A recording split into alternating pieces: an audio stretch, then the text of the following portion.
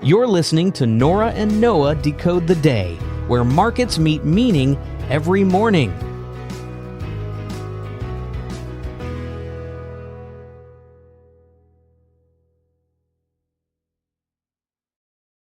Welcome to the Deep Dive.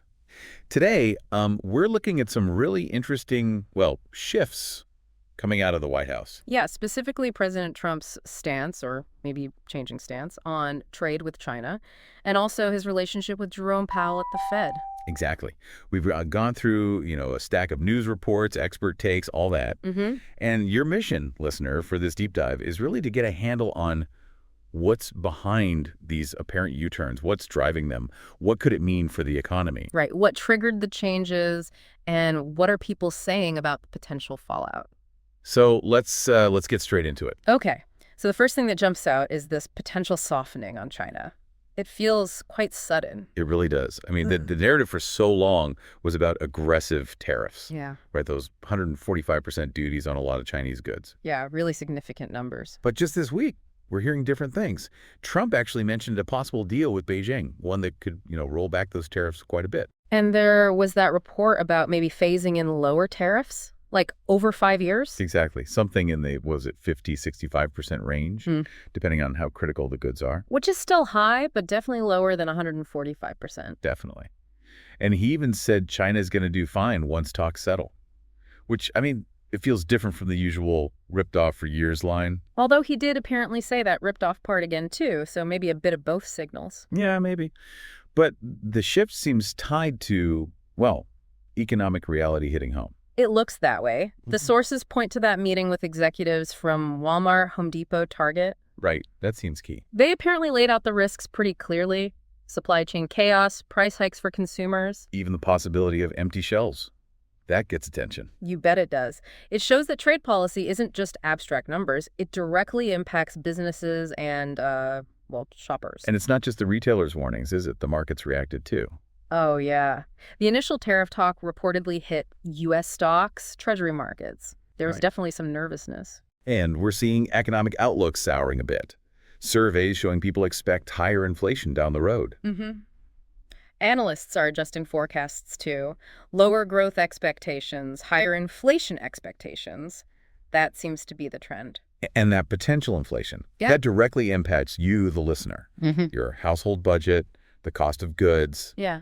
It makes these policy shifts really relevant. Absolutely. It raises questions about the whole strategy, doesn't it?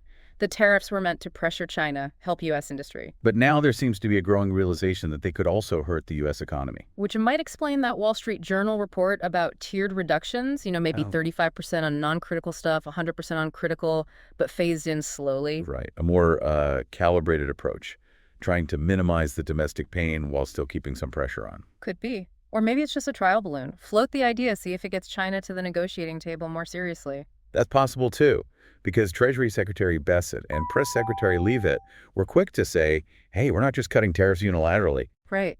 They insist a deal is needed. Leavitt said the tariffs give the U.S. leverage. Yet Trump is talking about maybe announcing rates the next couple weeks, depending on how China engages. Yeah. It feels fluid. Very fluid. And you have to consider China's perspective. Bloomberg Economics noted they seem pretty dug in against the tariffs this time. More so than in the 2018-2019 trade war. Apparently so. A stronger sense that they just have to push back. And then you have Alicia Garcia Herrero at Natixis suggesting Trump's shift might be because markets dipped and Treasury yields went up. Yeah, higher yields mean it costs the government more to borrow. That's not ideal. So her point is, maybe China feels it has more leverage now, doesn't need to offer huge concessions? That seems to be her assessment. It really shows how interconnected everything is: markets, yields, negotiating power. And meanwhile, those existing 145% tariffs, they're still mostly in place, except for things like computers, some electronics. Correct. The tensions haven't disappeared. China's foreign ministry says the door for talks is open, but they want to work out details before leaders talk. Seems cautious. Makes sense. And a reporter asked Leavitt about Chinese concessions from the tariffs so far, and apparently there wasn't much concrete to point to publicly. So the leverage argument maybe hasn't fully paid off yet in terms of public concessions. Okay, let's switch gears a bit. The Fed. Jerome Powell. Ah, yes. Another area where the tone seems to have shifted. Big time. Remember Trump's past comments? really harsh criticism of Powell and interest rate hikes, even saying his termination cannot come fast enough. Oh, Yeah. pretty direct. But Yeah. this week, he said he has no intention of firing Powell. Quite the reversal. What are the sources saying is behind that? Well, it sounds like advice from the inside. Top advisors, particularly Bessent and also Stephen Lutnick, Right. they reportedly pushed Trump to, express confidence in the Fed's independence, signal that Powell's job is safe. Why? To calm the markets again? That seems likely. Constant attacks on the Fed chair can create uncertainty, market volatility. These advisors, being close to Wall Street, would be very aware of that. So, again, comes back to market sensitivity, trying to avoid spooking investors. Seems like a major factor. Though it's interesting, Trump still said he thinks Powell is making a mistake by not cutting rates. Right. So he didn't completely walk back his criticism of the policy, just the personal threat, sort of. Exactly. And the White House isn't commenting on any private talks about removing Powell, but the public statement of no intention is still significant. It definitely signals something, maybe more responsiveness to advice from financially savvy people around him. That's how it's being interpreted. Increased sensitivity to market signals and advice from that quarter. And Powell himself, he's acknowledged the potential impact of these tariffs, right, on inflation. Yes, he noted the recent tariff hikes were bigger than expected and likely to cause a temporary bump in inflation. A temporary bump, so the Fed isn't panicking yet. No, their stance is basically hold steady on interest rates for now. Wait and see how the tariffs actually play out in the economy. Makes sense. They need more data. Right. And Powell emphasized they're committed to keeping long-term inflation expectations anchored. They don't want a one-off price jump turning into persistent inflation. And they were already kind of cautious about inflation before all this tariff talk ramped up again, weren't they? They were. Their preferred measure was running a bit above their target, around 2.5% year over year back in February, so they had reasons to be watchful already. Okay, and what about the broader economy? Are there other warning signs? Well, the manufacturing sector shows some weakness. The ISM survey, the New York Fed's report, both indicated contraction recently. Not great. No. And Treasury Secretary Bessent reportedly thinks a de-escalation between the U.S. and China is needed, calls the current standoff unsustainable. Interesting.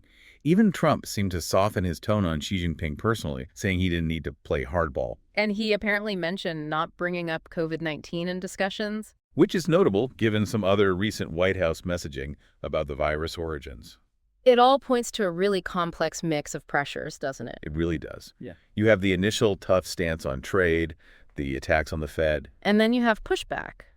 Market jitters, businesses worried about real economic harm, advisors urging caution and stability. Okay, so let's try and wrap this up. What's the main takeaway here? It feels like these shifts, or potential shifts from President Trump, are being driven by a confluence of things. Market anxiety is a big one. Yeah, the reaction in stocks and bonds seems to matter. Definitely.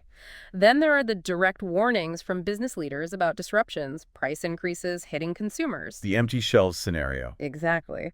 And finally, the advice from his own team, particularly those with financial backgrounds, pushing for maybe a more moderate, predictable path on trade and on the Fed.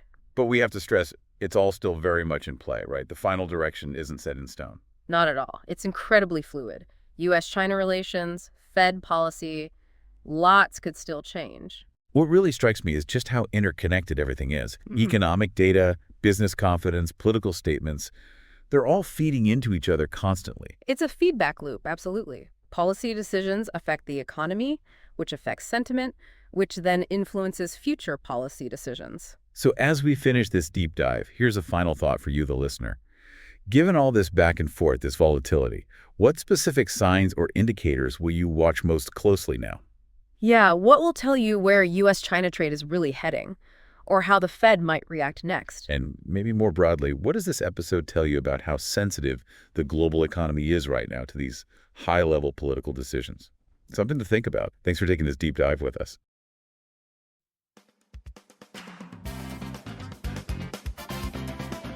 That's it for today's Decode. If you found this helpful, make sure to subscribe, and we'll catch you tomorrow, right here on Nora and Noah Decode the Day.